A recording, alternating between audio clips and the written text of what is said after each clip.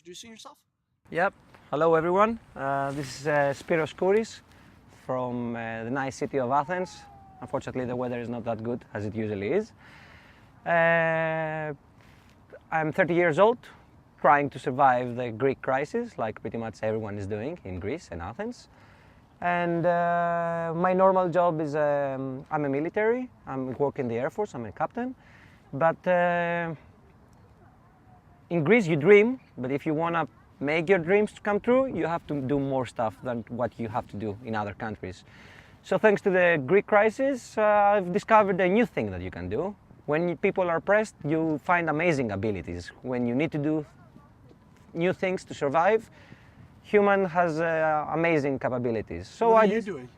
I found a way to combine my passion of showing Greece and history and its culture with making some more extra money thanks to Airbnb. So what I have a small house in Athens, I rent it in Airbnb, but what I try to offer to my guests is more original version of Athens, show them, explain them the culture, what Greeks look alike, how they think, what they wear alike, everything. And it's working, not perfectly, but it's working much better and has made my life quite more easy. When you meet these people that are coming, is there any kind of theme about what they expect of Greece, or do they understand what's going on in terms of the economic crisis here and the refugees, or? No, unfortunately, people who come here, well, first of all humans are different, so they have a different way of thinking, and it plays an important role, the education and the culture they have. But unfortunately, usually the idea of the people is formed by the public media. Like, for example, when we had capital control in Greece, I had cancellations and people coming here, they were actually thinking like they will come to Athens and face a zombie attack or a meteorite shower. Like, can we come to Athens? Are we gonna survive? Is people okay? But usually, unfortunately, the people think of what they're gonna face with what they see in public media. And we all know that the public media is diverted and they want to show what they want. So no, people who are coming here, they have to walk Athens, they have to speak with me, they have to speak with people that they didn't know to understand that no zombie attack happening in Athens. Could you explain in as quick as you can what is happening in Athens and how long It's not only in Athens, it's in Greece generally. It's, well, the economic crisis has hit us very hard. We didn't see it coming, nobody saw it coming. Everybody was living their happy life, buying, renting and everything. Nobody was prepared what's going to happen if suddenly some economic guys or some numbers in some bank accounts will change, and how deeply will it affect you as a person in your everyday life.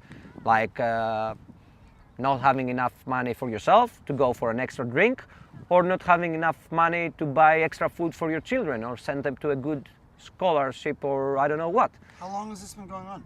It mainly happened from 2008.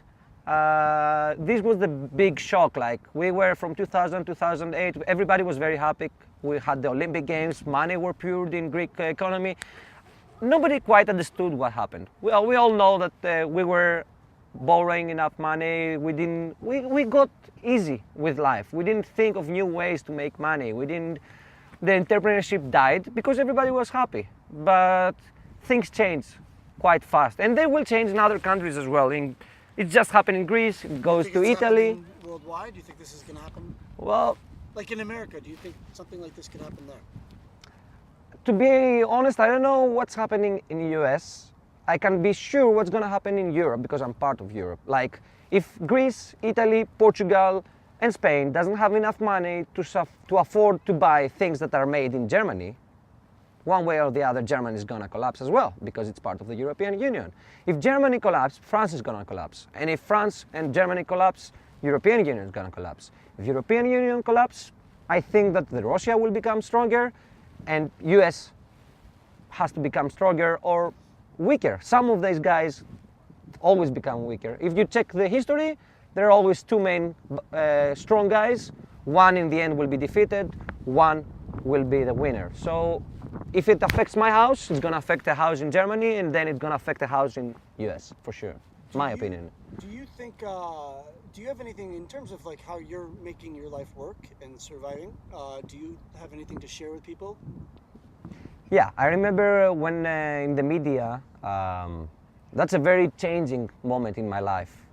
One of the biggest changing moments in my life. I was in Crete having vacations, quite easy life with friends, drinking cocktails and having fun. And the moment I wake up, I see in the news that the capital control is happening in Greece. We are running out of money and we're gonna go bankrupt.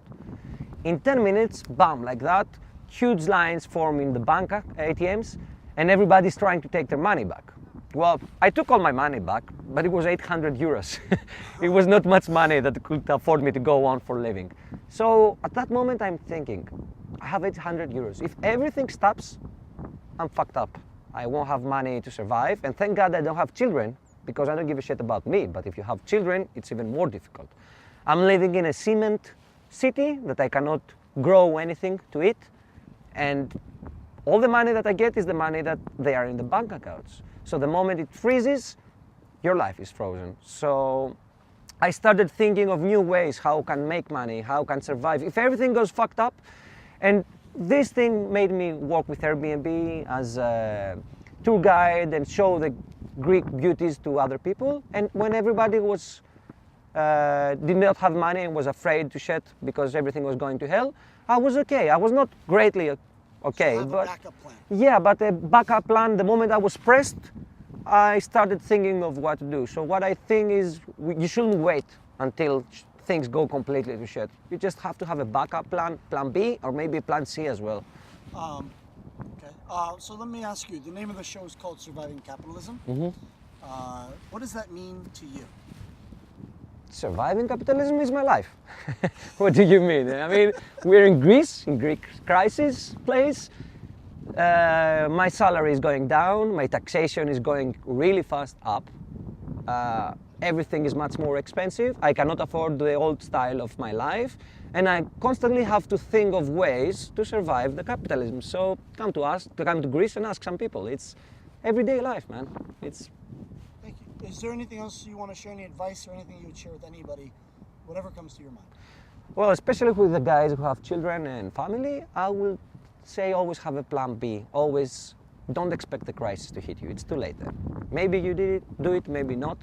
But don't think that because there is a fire, an immigrant crisis or economic crisis in Greece, I'm in US or I'm in Australia, easy in my place, in my big island, and nothing will come. Everything moves. We are in a capitalization system and everything moves very fast. Crisis, technology, everything moves very fast. So I would suggest to everyone, get prepared for everything that might happen. In worst case scenario, you won't be needing it. If you need it, you have it there.